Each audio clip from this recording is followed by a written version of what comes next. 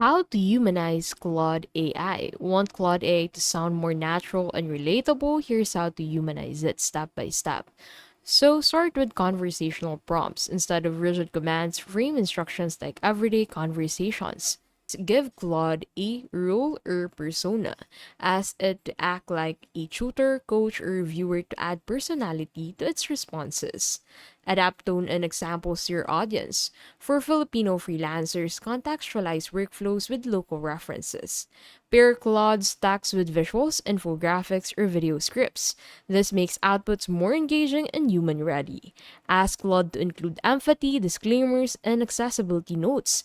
This makes it content more inclusive and human like. Refine prompts and test outputs. Humanization is about iteration. Adjust tone, pacing, and references until it feels natural.